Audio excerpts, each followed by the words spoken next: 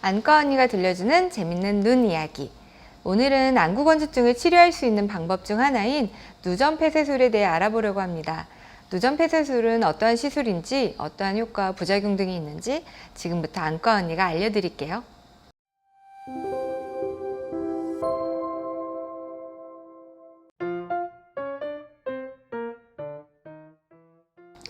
누전 폐쇄술은 40년 전인 1978년 안과 저널 중에 가장 위상이 높은 저널인 옵살몰로지에 실린 논문에도 건조증의 효과적인 치료로 언급되어 있을 정도로 오래전부터 인정받은 치료입니다. 우리의 눈에는 눈물이 코 안으로 내려가는 구멍이 눈 안쪽에 위아래로 있는데요. 그곳을 누점이라고 합니다. 그 누점을 막아서 눈물이 좀 더 오래 눈 안에 머물 수 있게 하여 촉촉하게 눈물량을 늘려 각막을 깨끗하게 해주고 눈이 부드럽게 되는 원리를 이용한 안구건조증 치료입니다. 우리 눈에 눈물을 많이 나오게 하는 방법은 숙면을 취하거나 영양제를 드시는 것 말고는 특별하게 없기 때문에 눈물이 내려가는 길을 막아서 눈물이 머금는 시간을 늘리는 방법을 쓰는 건데요.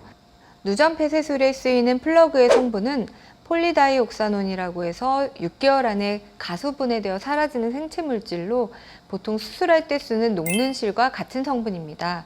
그래서 인체에 무해하며 최소 6개월간 효과를 볼 수 있는 제품인데 경험상은 더 오래 가는 것 같습니다.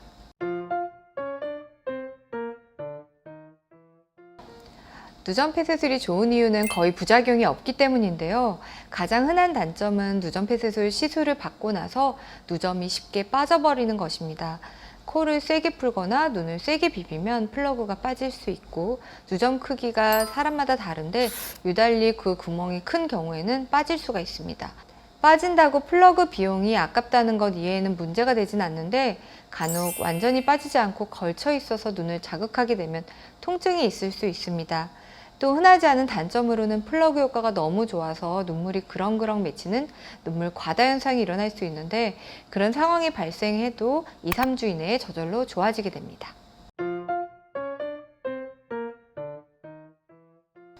안구건조증을 연구하는 세계적인 학회인 Tear Film and Ocular Surface Society에서 가장 최근 제시한 안구건조증의 치료 가이드라인은 다음과 같습니다.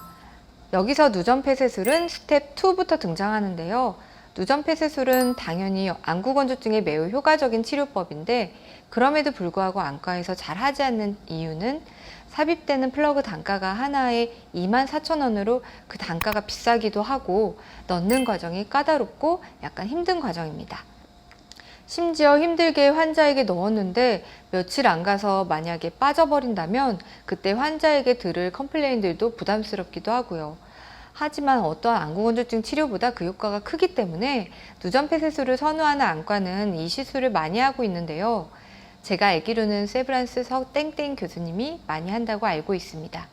그리고 제 개인적인 견해지만 저는 인공 눈물보다 자기 눈물의 성분인 항염, 항균, 그리고 안구표면 재생작용 등의 효과가 훨씬 좋다고 생각하기 때문에 누전 폐쇄술을 특히나 선호하고 있습니다. 누전 폐쇄술은 눈물이 빠져나가는 구멍인 누점에 플러그를 살짝 끼워 넣는 방식으로 시술이 진행하게 돼요.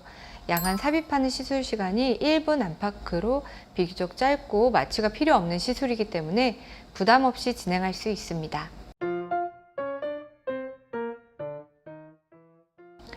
삽입한 순간부터 1시간 정도는 깜빡일 때 안쪽에 무언가 있는 느낌 정도로 조금 불편할 수 있는데요.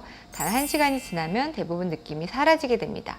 그리고 플러그를 넣고 나서 빠질 염려가 있는 것이 가장 우려스러운 상황인데요. 코를 세게 풀거나 눈을 비비게 되면 삽입한 플러그가 나올 수가 있습니다. 혹시나 플러그를 삽입한 눈이 많이 아플 시엔 거울로 그 부위가 일부 튀어나왔는지 확인할 필요도 있으신데, 그렇다고 한다면 안과에 가서 다시 쏙 넣거나 아니면 빼버리셔야 합니다. 오늘은 안구건조증 치료 중 하나인 누전 폐쇄술에 대한 내용과 시술 과정에 대해서 알아봤습니다. 오늘의 콘텐츠가 도움이 많이 되셨다면 안과 언니 구독과 좋아요를 꼭 눌러주세요.